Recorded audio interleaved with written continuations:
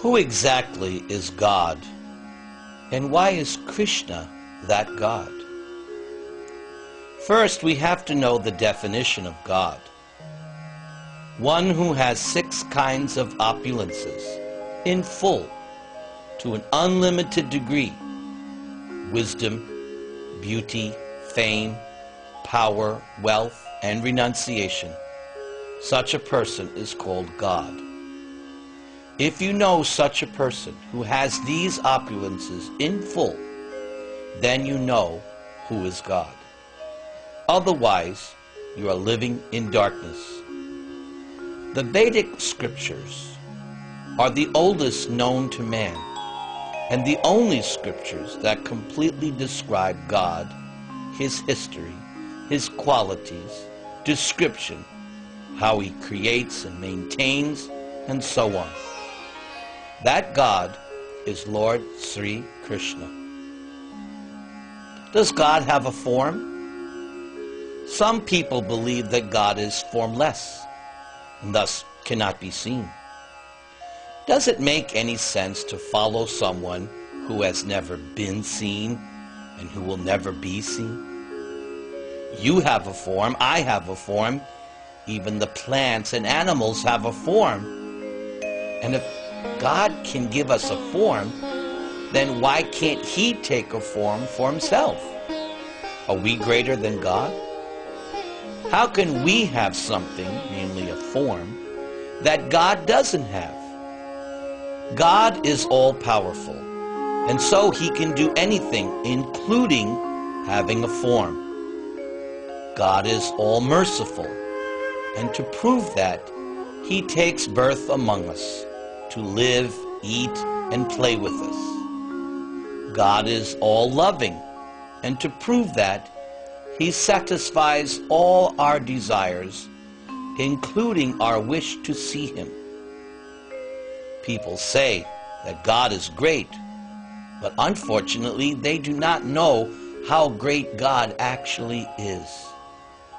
For instance, Lord Krishna in His Mahavishnu form has millions of universes coming out of His body with every exhalation. And with every inhalation, millions of universes enter back into His body.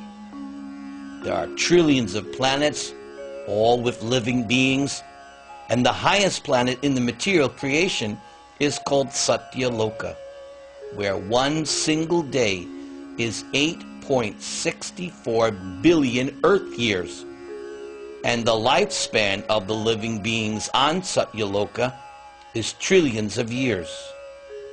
The sun is situated in one place, but the sunshine is distributed everywhere throughout the universe. Similarly, Lord Krishna is situated in one place, but He is also present on each of the trillions of planets. He is present in the heart of every living being as the Supersoul, and He is also present within the atom. This is how great God is. So what does God look like? This question can only be answered by the Vedic scriptures. Lord Krishna's original form is just like that of a human being. Even the Christian Bible states that man is made in the image and likeness of God. This means that God is a person with 2 hands, 2 legs, and so on. That person is Lord Krishna. His complexion is dark blue like that of a rain-filled cloud.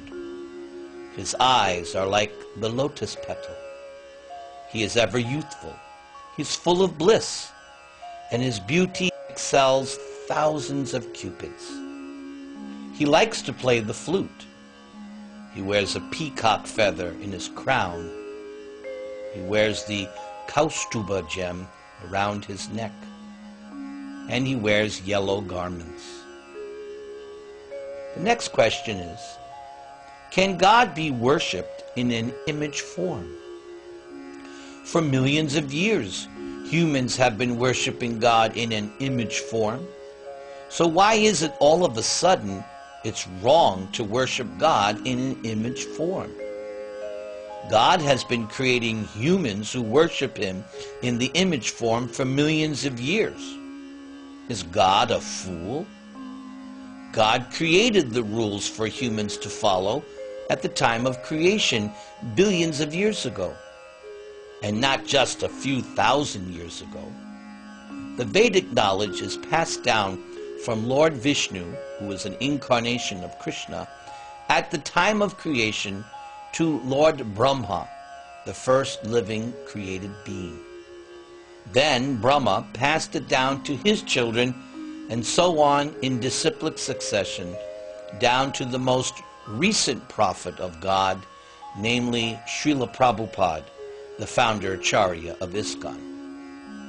The Vedic religion is based on unlimited prophets and not just one. God is unlimited and all-powerful, and so he can send unlimited prophets, not just one. It is important to understand that the Vedic scriptures authorize God's image, thus Lord Krishna's deity, to be worshipped, and not just any image. There is only one living being who very strongly declared himself as the Supreme Personality of Godhead, and that person is Lord Krishna. Lord Krishna declared himself as the Supreme Father. Quote, "It should be understood that all species of life, O son of Kunti, are made possible by birth in this material nature, and that I am the seed-giving Father." We find that in the 14th chapter of Bhagavad Gita. Lord Krishna also declared himself as the Supreme Creator. Furthermore, O Arjuna, I am the generating seed of all existence. There is no being moving or unmoving that can exist without me. And that is also in the 10th chapter of Bhagavad Gita. Lord Krishna declared himself as the Supreme Controller. I give heat and I withhold and send forth the rain. That we find in the 9th chapter of Bhagavad Gita.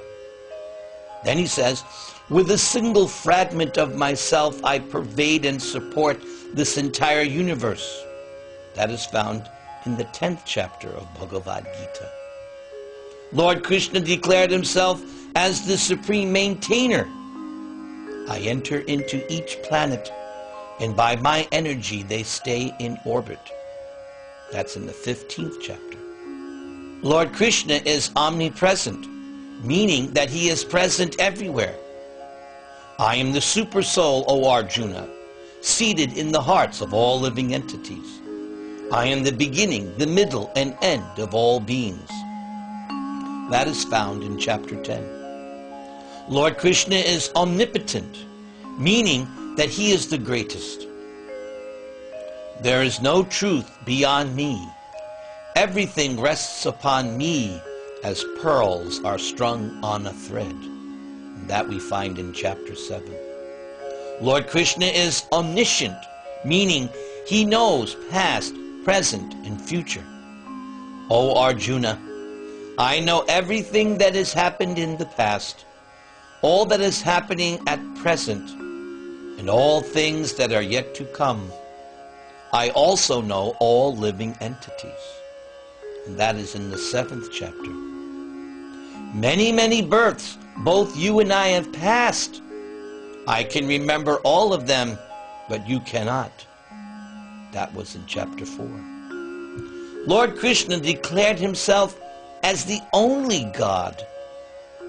Those who are devotees of other gods and who worship them with faith actually worship only me, O son of Kunti, but they do so in a wrong way.